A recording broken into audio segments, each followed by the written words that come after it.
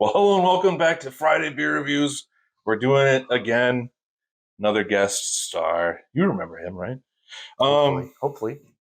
This is a new brewery to me. I have not had anything from them. I don't really know much about them. They're in Roseville, Minnesota.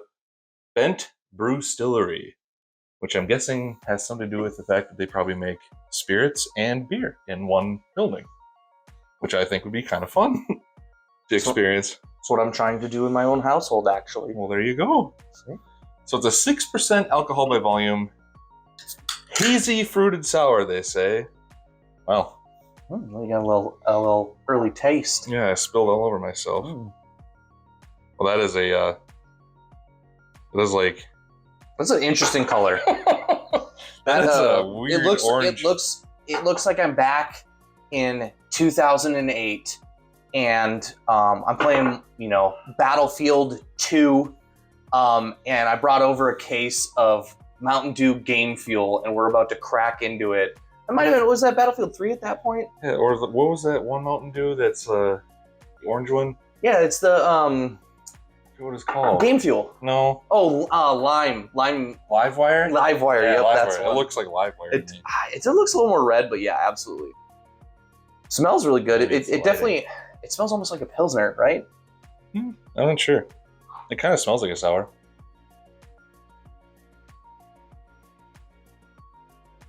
Wow. Weird. It definitely tastes like I threw back some candy in my mouth. Like that's what I'm tasting. Like I am back in 1993. I got like a pack of Shock Tarts that I'm sucking in the back of my mom's van, going to like soccer practice or something. Oh, this is interesting to me because it's got more of like a beer taste to me. It definitely does have a little, like a fizz. I'm not really getting a whole lot of sweetness off of it, nor am I getting a whole lot of sour. Yeah, this is hazy fruited, so this has got hops in it. Well, yeah, but I mean, as most beer does. I mean, more like IPA hops, though. I don't know. I have no idea. I don't know anything about this beer other than I'm not getting much on a nose. I'm not getting.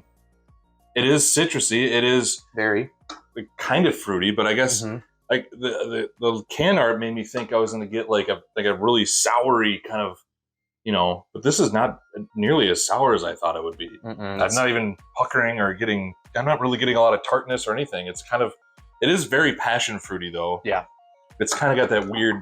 I don't know. Passion fruit's a weird fruit. I don't even know how to describe it really. It's very good. The one thing that I really enjoy about it though is the fact that it's not as sour as I thought it was going to be. I was expecting like a Warhead level of sour, but instead we got like this more sweet. It's as if it's Sour Patch Kids and they took a little bit out of the sour and made it a little more sweet. So it's more sweet than sour.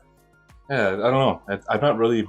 I guess for my palate, I'm not really getting a whole lot of sweetness either. But again, maybe it's more or less because I came into it thinking that I was going to get a lot of sweetness, a lot of sourness, but I'm getting more, I guess, just like, I don't know, it like pale ale or something like that. Like it's drinking like a regular beer more than it is a sour. You know what it reminds me of? It reminds me of like the like a Liney's honey or berry vice kind of like that. It's just not not as heavy though, like a lighter version of one of those beers that is just like a berry vice. There just is nowhere near as much fruit. Yeah, there's not nearly that much sourness in here. Yep. Like everyone remembers what a box of Nerds was like. Yeah, that was crazy stuff, especially with the time of year that we're in. We're almost to Easter, and like Nerds is like a staple, I feel, of Easter candy. And you got this crazy orange color, but it's drinking much more like, I don't know, I swear it's drinking more like a lager or a Pilsner. Like, I feel it's more like a Pilsner than anything. I think the easiest way to describe this beer is if a Pilsner and then you took a glass of passion fruit guava juice and literally mixed it together. Yeah. That's how I would nail this down. It's just really interesting because it's just like the color and the way the labeling is, and it's labeled as a hazy fruited sour. It's just really strange to me because I'm not Would you drink it again? Yeah, I mean, I got three more, yeah, that I got to go through. But, I got 3 more. yeah, but it's just, for some reason, this is just not anything that I expected. Yeah. It's really different. Yeah. It's weird. It's really weird. You already crushed it. I mean, it was... I don't generally like sours, but I really actually enjoyed this this sour, you know. I really don't even want to call it a sour for... Yeah, it's its own unique thing. Because I wouldn't classify it as a sour, and I wouldn't classify it as like a Pilsner, but No, it literally is like... It's citrusy for sure, but it's just like, that's about it. It's just really... It's good. It's different. Yeah, it's different. It's a pleasant surprise. You know, as Bob Ross would say, a happy little accident. Yeah. I don't know if this thing has a best by date or something like that, but it's just a really different drinking fellow. This would be a good like beer, beverage. Like, I can't really call it a beer because it's not. But it would be an interesting beverage at like a big house party or something where you could have as like a gimmick for people to try, kind of a lot like the jalapeno beer that you had. Yeah. Of like, hey, do you guys want to try something good but also interesting at the same time? This is definitely one of those samplers that I would have at a party to give people to.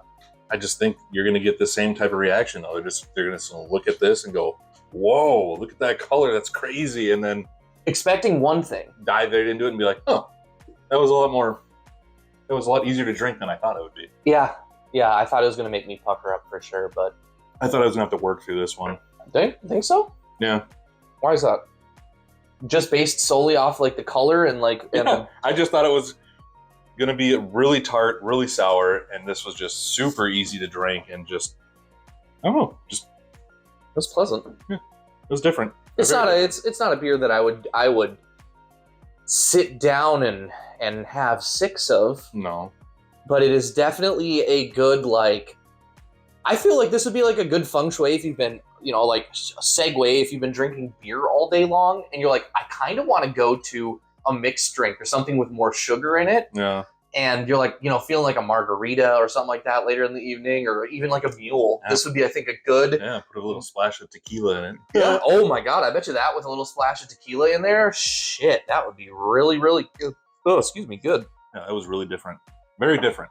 Mm-hmm. I don't know what the hell to say about it, really. That's really strange. Different. It's very different. I'd describe it in one word. Barely a sour.